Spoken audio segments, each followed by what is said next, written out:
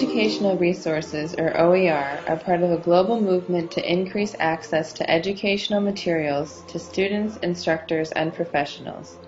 OER are learning materials that are freely available for use, redistribution, and adaptation. The College of Health Sciences at the Kwame Nkrumah University of Science and Technology, also known as KNUST, is located in Kumasi, Ghana. In 2008, KNUST entered into a collaboration with 4 other universities, OER Africa, and the Hewlett and Gates Foundations to adopt and to promote this educational paradigm. This video depicts the values and motivations that led to this decision and the expectations of the early adopters regarding its impact on health education at KNUST. The OER program at UST is unique because it's first and foremost a new paradigm in teaching and training, which allows different variations and access and combinations by both users and producers in bringing to bear resources for the purposes of learning without restriction to a course structure. If it's possible to be part of this movement, why not? I mean, we struggle to have access to information. If we have information, why don't we also share it and therefore become part of a pool of universities who are prepared to exchange information for the purpose of improved learning? I think that's why I thought KNUST initially. I got interested in making definitely the College of Health Sciences take a serious interest in OER. It's an asset. It's going to be something that will help the department to grow. At the same time, to also help the students to look at other areas apart from what traditionally they are associated with. Yeah. I think this heralds higher heights that we have to reach in teaching and training.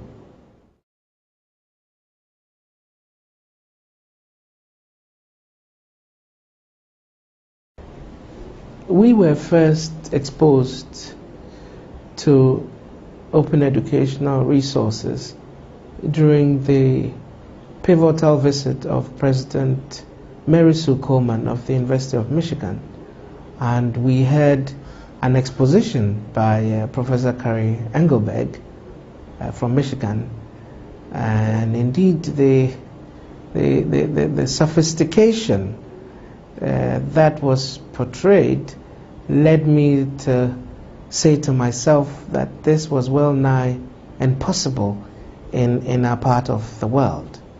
However, 10 months later, I have a different story to tell, that this is very possible. We are not doing OER for the benefit of people outside KNUST primarily, even though we see that as a secondary benefit. We are using OER because it will make our lives easier in many ways.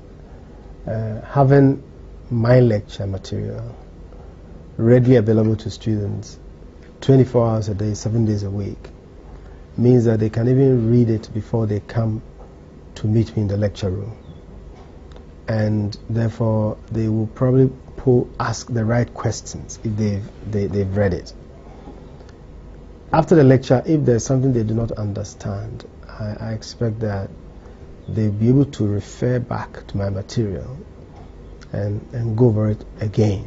See, every 4 or 5 years, we have a review of the curricula in the department.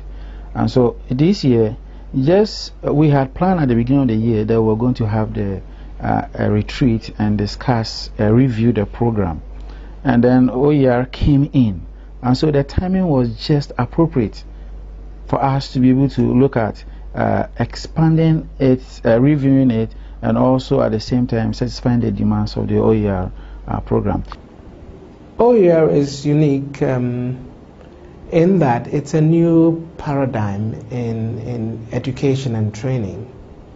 And we here in KNUST think that this new paradigm and the techniques involved will allow us to give opportunity to both the trainer and trainee to go through as many rehearsals as they wish in an attempt to do the picture-perfect acquisition of knowledge. A bit like what they do in Hollywood. The nice movie we see is after 1,000 or so rehearsals, and it looks picture-perfect. And we think that learning should be that way. We should be able to rehearse over and over again what we learn. It only adds up to our being perfect in what we learn. I think there are some disciplines in which the electronic media are particularly suited, and health sciences is one of those.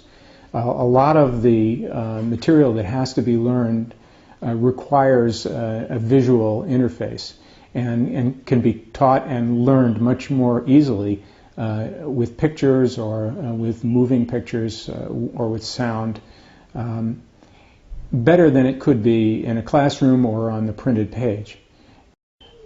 A lot of what is learned in the health sciences involves understanding processes, and sometimes these processes are not visible either because they're taking place inside the body or they're taking place at a microscopic level. And the ability to visualize these things, even things that are not visual, and to make them, to conceptualize them better using electronic resources, really represents an advancement in teaching and learning.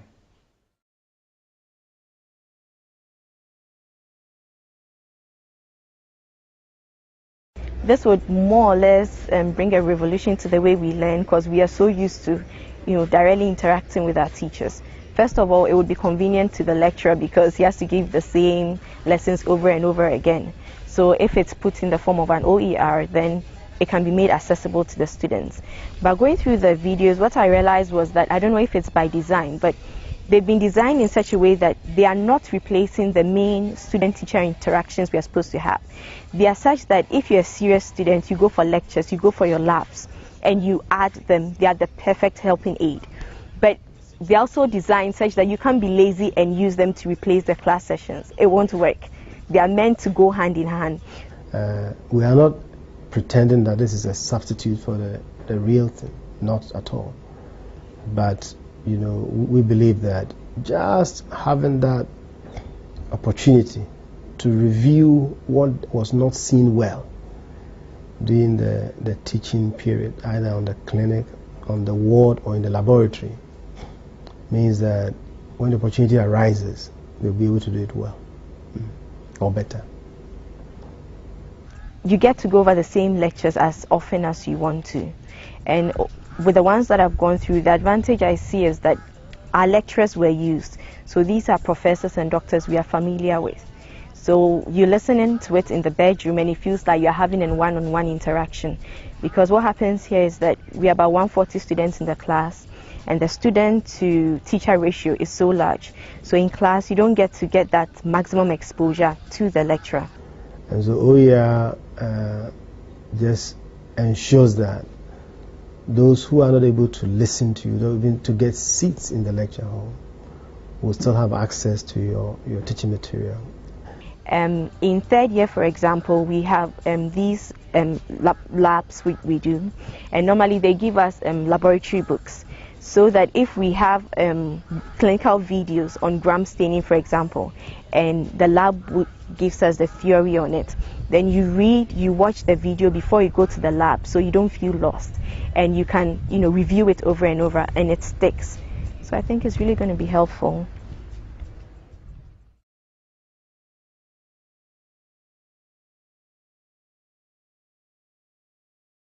Teaching and training will be impacted dramatically by OER, because as it is now, we have to coordinate between the presence of the trainer and the trainee and the case or patient that you require. And many times we don't have control over patient disposition, and sometimes the disposition of the trainer, because the trainer would be giving service in addition to training. And so it is very difficult to get the three components that we require in the health sciences training every time. And therefore, in the end, necessarily, the student trainee exposure to the learning scheme or the learning material is truncated to fit the schedules of the trainee, the trainer, and the patient. However, OER overcomes this. Certain demonstrations which we have to perform to students often are carried to large groups of students. Let's say we go to the clinic and we have about 20 students hovering over the lecturer, trying to get a feel of a lump, trying to learn how to examine a lump properly. Through the means of OER, we should be able to, we are able to actually show them closer how it's done. They can then go back and practice on their own. It's best experienced at Komfanoche, for example, and there are 140 students in my class, and we are divided into teams of 14. So for fourth year, for example, in medicine, we have 14 fourth year students, and then the final years are also divided into teams. So for the same, let's say team A, you have 14 students from fourth year, 14 students from final year who are both doing medicine, junior and senior clerkship. That makes 28 students. You have one consultant, a few residents, house officers. So in a team, we are looking at not less than about 35 people. And in the morning, we are all going for ward rounds. Not to mention the hospital is not that big, so the spaces in between beds are small. So sometimes it gets so ridiculous that there are more doctors than patients in the ward. You have about 5 patients in the ward and 30 doctors coming for ward rounds. You don't hear much, you don't see much. And then in the theaters, for example, we are having total abdominal hysterectomy. About 14, 20 of us there. Once again, you don't hear much, you don't see much. The lecturers do their best, but they can only shout so much, they can only project so much, there are no microphones. So it's terrible. So in that sense, with the OER video, for example, on total abdominal hysterectomy and the cesarean section, you watch it, you go to the theater, even though you are so many, there isn't much to hear, there isn't much to see. But once you've seen it before, you know what's going to be done. So that if you hear this word and you don't hear the next sentence, at least you know what is being done. So you appreciate it more. So I think it's really going to help. Because during orals, you are asked to describe maybe cesarean section, and we are found fumbling. Not because we haven't seen it before, but because there's so many of us, you don't really hear, even though our lecturers do their best. So with the OER, it gives us, direct access. You are seeing things so clearly as you probably would not see in the theater. So that when you see the actual thing, it's only going to augment what you've already seen on the video. Yeah. I can see a clear case. For instance, in the Department of Surgery, a course is run for doctors in the district hospitals who need to come over for a week or sometimes 2 weeks, work with surgeons, be taught various skills like hernia repair, and then they have to go back. During that week, we show them many surgical procedures. Now, if we could even produce this material as OER, then if they were not able to get the opportunity to practice the skills soon after they got back, they would have the reference material there and will be able to look at the videos and the recordings again when the need arises, as a way of refreshing one's memory on the things that you already know. So yeah, it's got an excellent opportunity to be useful there.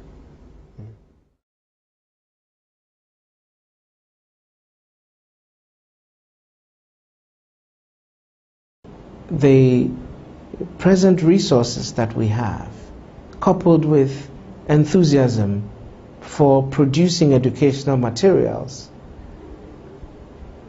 will lead to the production of OER material.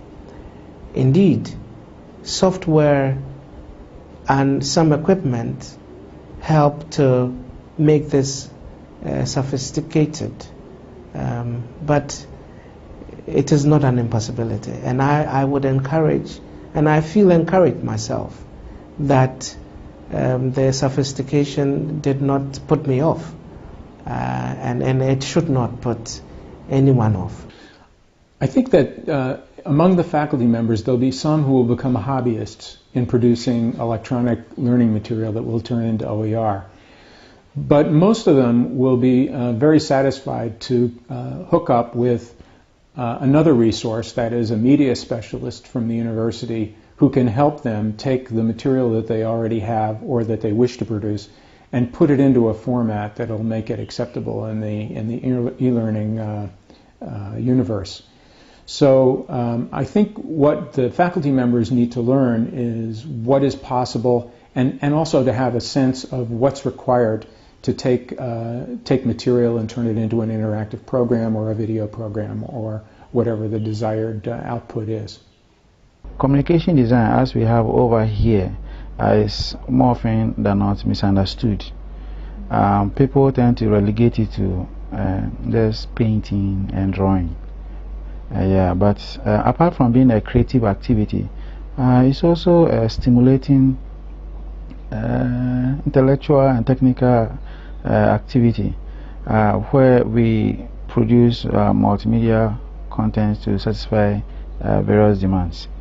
With the OER program, we see that we are going to play a pivotal role in training faculty, staff and students, for all those who are engaged in OER. And so we've had to make some adjustments to satisfy the needs of the OER program. As much as we teach the interactive tools, there was a need for us to also look at interface design. And so we decided to expand the course to include that particular component. And so as from next semester, we are going to have it as interface and interaction design. Multimedia management looks like at a broad section of issues that affects the manager who works in a multimedia setting. There's one particular component which deals with copyright issues, and that is where we've also had to make some adjustments to expand it to include the issue of Creative Commons and so on. Well, the discovery of Adam Rahman at KNUST was a real breakthrough for this Open Educational Resources project, because he and his students have exactly the types of skills that would complement the medical faculty, the nursing faculty, the pharmacy faculty, in producing the kinds of materials that they would really like to be able to produce. So Mr. Rahman and I organized a little experiment with one of his classes to see whether they could take some video and animation material that had already been prepared to demonstrate how a gram stain is performed. And then we gave them that material and asked them to produce something of their own using their own artistic and design talents to see what they would come up with. And so what we did was, later on, Dr. Kari came over and gave a chalkboard talk with their class, and then from there we had to break them into groups, to work at developing different concepts or approaches to representing the materials given to us. These are excerpts from the dozen or so versions of the gram stain tutorial that students designed to fulfill the assignment.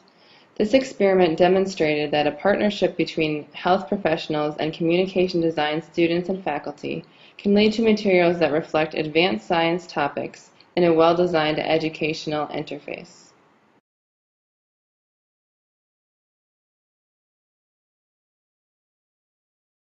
I think the benefits are mainly in two areas. The first one is that we open ourselves up to the rest of the world about the content of material that we are putting out there to our students, and that the rest of the world can judge whether we are teaching the right thing or the wrong thing. In other words, we are exposing ourselves to criticism, which I think is positive, even though some people may not always be very comfortable with it. But ultimately, provided we get some positive feedback, then that is likely to be beneficial to us in the long term. So that is the first point. The second point is that by putting out our material freely available to whoever wants to use it, we are making ourselves very visible. We are sharing what we have, and we are advertising ourselves at the same time. I particularly enjoyed the clinical videos and the animations. With the PDF versions, well, we can always get the theory parts in books, but then with the clinical videos, it brings on the added human touch where you feel like you're actually interacting with somebody else. And then also with the animations, it makes things so simple, because I was going through the polymerase chain reaction. In third year, I found it so difficult to conceptualize it, but then it was made so simplified in the animation. It was so easy to grasp it. So I like, and then I love the self-assessment parts, because sometimes when you're going through it, it's like you're playing, but at the end of the day, there are these questions you have to answer, and it brings you home that maybe you're just watching the videos, you're not getting the actual information. So I believe those three, the clinical videos, the animation, and the self-assessment quiz, very important. Yeah. I think we're in a new realm.